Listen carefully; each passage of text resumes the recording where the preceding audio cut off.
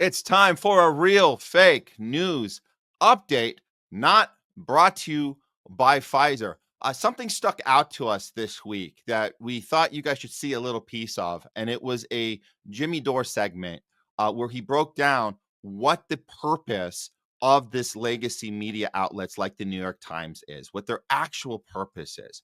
We understand that they're bought and sold by the elite. We get like the Washington Post has been owned by Jeff Bezos. We understand that there's CIA operations going on in these news organizations. But then sometimes we kind of get, it's kind of strange how they all seem to share the same talking points.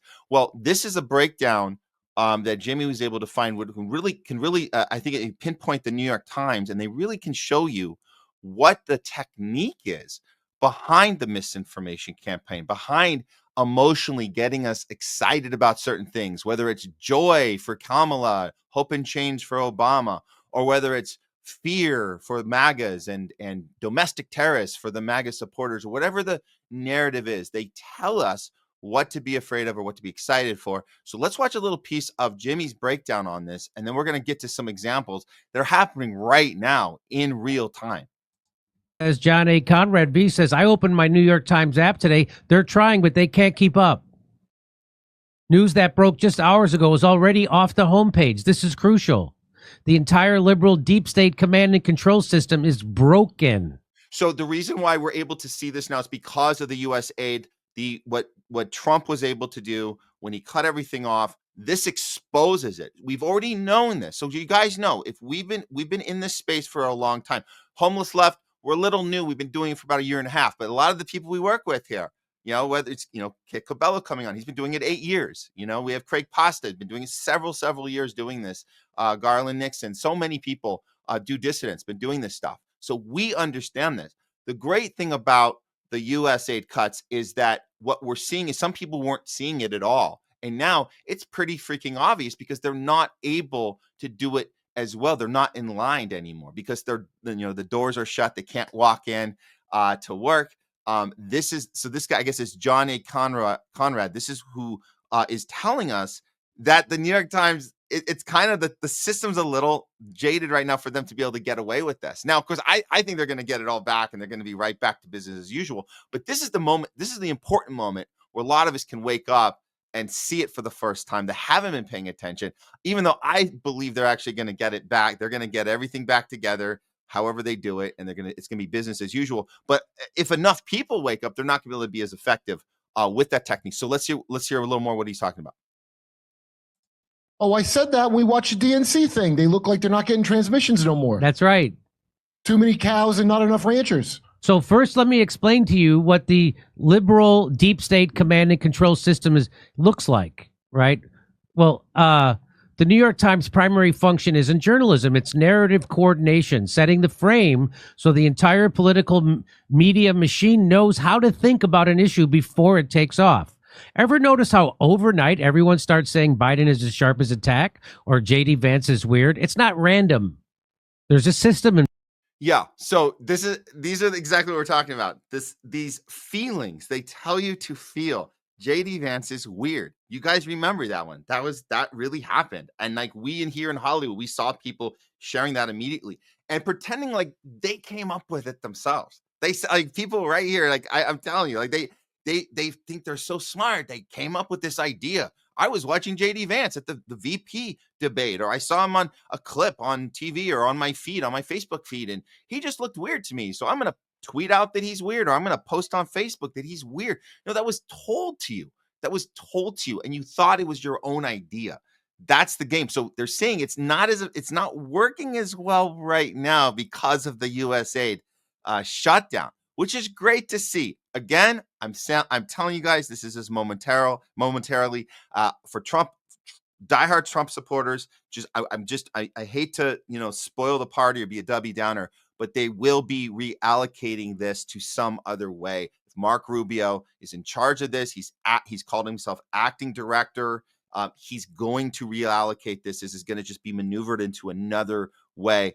another place where we can, steal people's money and put it in another system. So I don't, don't celebrate right now, other than the fact this is an opportunity.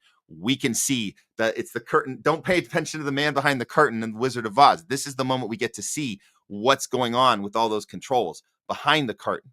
Let's see a little more. Place. Yeah, I say it over and over. The narrative pipeline. It's how the blob operates. The New York Times, NPR, Washington Post, CNN, and the rest don't just react to news. They function as a distributed, decentralized mission command system for the Democratic Party and the broader blob. Step 1, local bureau chiefs. These guys are stationed across the country watching which stories gain traction and fielding calls from Democratic operatives feeding them narratives, stories that they need to start controlling. Step 2, New York editors, bureau chiefs snip the news and send it to New York, where an editor triages it. Will this explode nationwide? Will it simmer for days, or should we bury it? Step 3, editorial meetings. The most concerning stories get flagged. Here, editors decide on the narrative framing and who's assigned to write it. I'm going to pause here because, Joe Scarborough one time almost gave this away. He was talking about it he was spinning it. He's saying, we're so angry at all you fake independent media people. He's talking about us. He's talking about all the people you guys watch all in our camp. He's saying, we're so angry at you because you don't have to go through this process. And so he told us about this process. So we've known this existed. I just love that it's being broken down this way, because this is the way it really needs to be talked about. But the way Scarborough tried to present it was that they have this editorial process where it's a fact-checking system where they have to make sure they get everything right. And all you independent media people, you are just so sloppy and just nonchalant about everything. You just throw out whatever you want, and there's no system to what you're doing. And it's very, very dangerous. What we do is control it, and it's very professional. No, he was telling us what John Conrad here is telling us, is that there is a system of putting the propaganda together. So the words are exact. You get the right feelings, the right emotion, and then you start seeing it pop up on every outlet. The same information, right? You could use January 6th as a example, because we knew that there was exactly what they were going to call it. Storming the Capitol. You guys remember that one? It's time to storm the Capitol. So this is what this process is about: is getting the words just right. Step 1, step 2, step 3. Let's see a little more. And then I'm going to show you what's happening right now. Even though they're saying they can't do it, they're still doing it. Just so you guys know, they're still instinctually doing this on their own. Even if the New York Times is not together right now, they're still doing this. Okay. So this is a great breakdown. Let's hear a little more. Before they assign a journalist, they make one critical call to the deep state. Why? To give the government a head start on controlling the story. At this point, the deep state doesn't just say, hey, here's what happened. They strategically select sources based on the tone they want. If they need hawkish China rhetoric, they have a China hardliner expert on speed dial. If they want to downplay a Chinese spy cartel, they go to a dovish China expert who will say it's being blown out of proportion. If it's a military scandal, they pick a trustworthy retired general to subtly steer the discussion toward a desired conclusion. This isn't journalism. It's perception warfare. Perception warfare. Well said. That's it. That's exactly what this is. 100% accurate. They have these guys on speed dial, 100%. Especially these. You guys know what we were talking about. The military guys, the retired military. It's going to come in and tell you what he knows because he's seen it up front. They're all ready to go. They're all ready to spew propaganda. Never trust these talking heads ever again, because they're all, like they're saying here, like Jimmy's saying, they're all on speed dial. You guys are welcome to go watch the rest of this at Jimmy's, his YouTube or wherever you guys want to watch him at, Rumble. But I want to give you guys an example, because we were covering the DNC and they're still doing this, even though USAID is shut down. And a lot of these government officials cannot get into the buildings. Therefore, these New York Times and these outlets like that, they don't have their system in place. So he's right about that part. But they don't necessarily need to be waiting for New York Times to call or waiting for that coordination. They can just do it on their own. And the DNC certainly is. And they had this line ready to go. If you guys, we covered this the other day, but I want to show this again, because this is very much exactly what it's about, is telling your base what to feel, what to think. And this is the line about the billionaires. You guys remember this? So let's look at this in a new context, that this line was fed to the new head of the DNC. His name is Ken Martin, total Zionist. And he comes out and he says, how can we basically, this answers the question of how we can justify hating Elon Musk, but being okay with like a George Soros or another billionaire. How are we okay with that? Not to mention a Bill Gates. We're okay with Bill Gates. He's a stand-up guy. He's a philanthropist. But Elon Musk, he's crazy. He's out of control. He was never elected. Well, how do they manage that narrative? Well, they come up with lines like this. Billionaires out there that have been with Democrats who share our values, and we will take their money, but we're not taking money from those bad billionaires. Here, thank you, Joe Martin. Ha!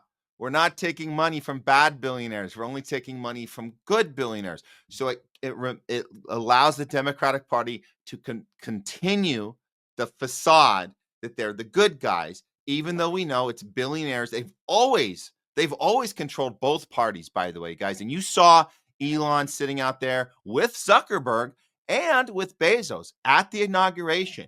And it was like the way they spun it was, we got these bad billionaires. And that's funny that Bezos became kind of on the bad side because they were championing him for many years when he had the Washington Post under his arm. There was no problem with that. They had no problem with Jeff Bezos owning the Washington Post until he sat at a Trump inauguration. Now he's bad, but Elon is the ultimate bad for them. But of course, they're funded by billionaires. Both parties are funded by billionaires, but this is the way they spin that. Let's give one more example, because this is happening now. We were talking about the Tulsi confirmation. We're going to have an update for you guys on that very soon. But this was from yesterday or before the final vote happened. And they are people like Adam Schiff are petrified.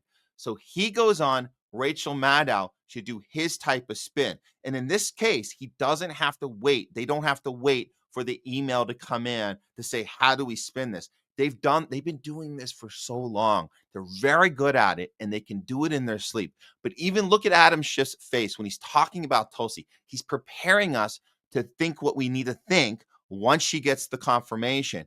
And so he's planting the seeds of doubt. They've been doing it for several years. We'll talk more about Tulsi later, but I just want you to see this exchange. This is all scripted stuff, and they don't need to wait for the email. Rachel Maddow and Adam Schiff can just do it together. They might just be sending a text back and forth, just the two of them. They don't really need anyone else involved with this, but their audience, whoever's left, is watching this and they're buying this garbage.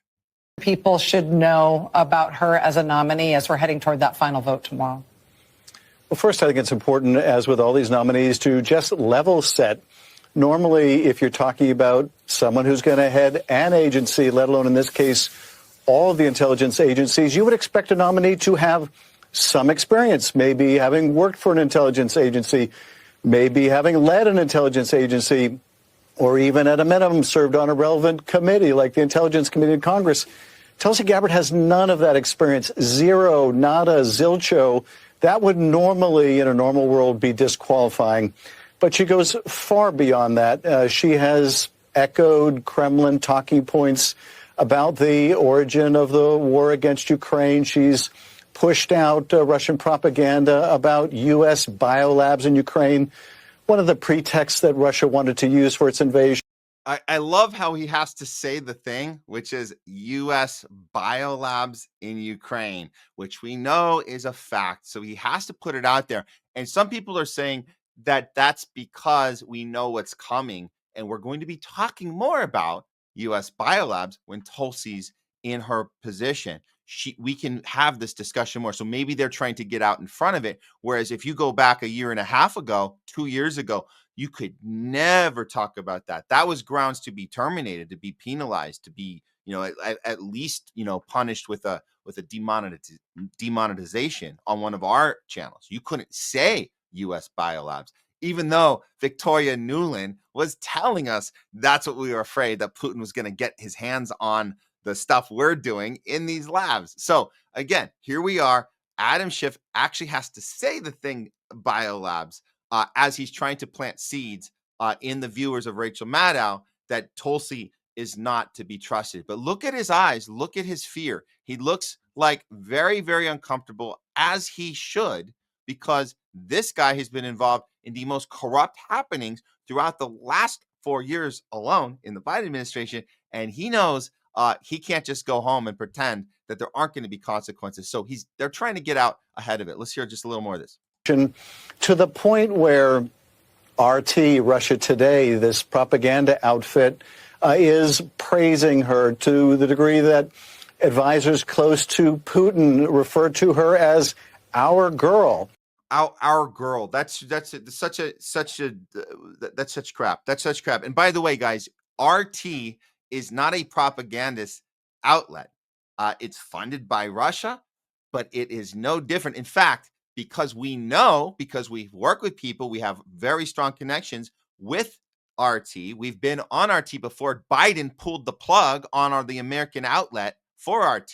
The Critical Hour got pulled. A whole series of shows got pulled where we were having honest discussions about American imperialism and Western imperialism and talking about the realities of Ukraine. So the fact he's bringing up RT in this is very irritating, to say the least. And the fact, and you guys have also seen, the Democrats are making such a huge deal over some of their actual propaganda outlets being cut funding now. And it's just like, how does it feel when your outlets get cut? And now you're upset about it. And now Democrat politicians, now they're talking about, oh, journalism is affected. You weren't talking at all about journalism being affected when RT was having their plug pulled by Biden. We were yelling at the top of our lungs. So the fact that he's using RT right now to say, oh, Russia propaganda, our girl, bunch of crap. It's such crap. I don't even know why anybody is even watching Rachel Maddow anymore. Let's see just rest of what they're coming up with here. An interesting diminutive for someone who might be leading U.S. intelligence agencies. This is someone who met with Bashar al-Assad, came back, had, wonderful things to say about how he wanted to get across the impression that he wouldn't engage in terrible things against his own people, when our own intelligence agencies were saying he has gassed his own people. So hard to imagine someone more disqualified from running those agencies. But Republican opposition to all of these controversial, unqualified, disqualified nominees has collapsed. And maybe collapse is too strong a word, because that presupposes there was an infrastructure to stand up to these bad choices to begin with. But nevertheless, they all seem headed for confirmation, which is just terrible for the country. Just terrible. Just terrible. Okay, so you guys, you understand how it works. You know what to look for. We call this real fake news because we're gonna expose this every time they do it. And I'm telling you, I told you guys up front in this segment that it's not going to stop. They're just having to rearrange it. And as much good as it is, and we do praise the fact that USAID got pooled, and a lot of these horrible, disgusting groups that were money laundering but pretending to be aid when they call it U.S. aid. They were pretending that it was aid for the world. It wasn't. It was using taxpayer money to do destruction around the planet. We've covered this on the show, so we're very again. We acknowledge it's a good thing. What we are telling you is not to celebrate too early, because these are going to be repositioned. It's going to go somewhere else. We have to keep an eye on it, and please, you have to hold your elected officials accountable.